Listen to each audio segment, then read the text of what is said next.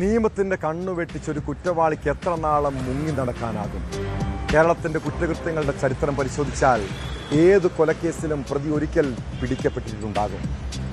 മലപ്പുറത്ത് ബന്ധുവായ യുവതിയെ കൊലപ്പെടുത്തിയ കേസിൽ ജാമ്യത്തിലിറങ്ങി ഒളിവിൽ പോയ പ്രതി 9 വർഷത്തിന് ശേഷമാണ് പിടിയിലാകുന്നത്. മലപ്പുറം കരുണായി സ്വദേശി ജമാലുദ്ദീനെയാണ് നിലമ്പൂർ പോലീസ് മഞ്ചേശ്വരത്ത് നിന്ന് അറസ്റ്റ് ചെയ്തത്. കഴിഞ്ഞ കുറേ നാളുകളായി ഇയാൾ ഇവിടെ ടാപ്പിംഗ് തൊഴിലാളിയായി കഴിയുകയായിരുന്നു. 2017 വാക്കുതർക്കത്തെ തുടർന്നാണ് ജമാലുദ്ദീൻ ബന്ധുവായ ഹസീനയെ മണ്ണെണ്ണയൊഴിച്ച് തീ കൊളുത്തി കൊന്നത്. ഹസീനയുടെ മരണമൊഴിയാണ് കേസിൽ നിർണായകമായത്.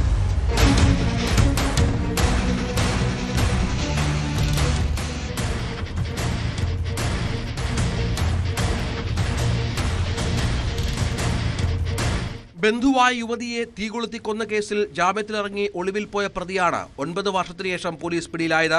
നിലമ്പൂർ കരുളായി ചെട്ടിയിൽ സ്വദേശി തെക്കുംപുറത്ത് ജമാലുദ്ദീനെയാണ് നിലമ്പൂർ ഡിവൈഎസ്പിയുടെ നേതൃത്വത്തിലുള്ള പ്രത്യേക സംഘം കാസർഗോഡ് പൈവളികയിൽ നിന്ന് പിടികൂടിയത്.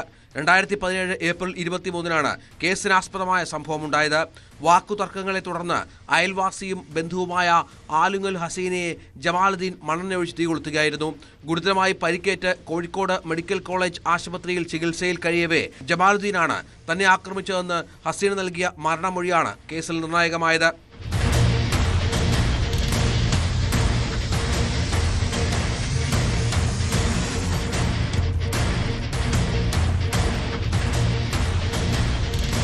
അറസ്റ്റിലായ പ്രതി പിന്നീട് കോടതിയിൽ നിന്ന് ജാമ്യം നേടി പുറത്തിറങ്ങി.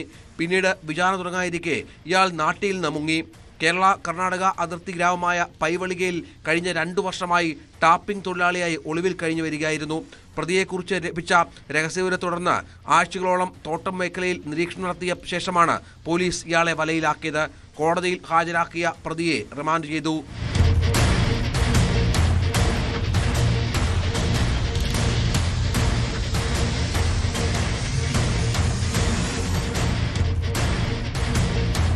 ന്യൂസ് 18 തിരൂർ.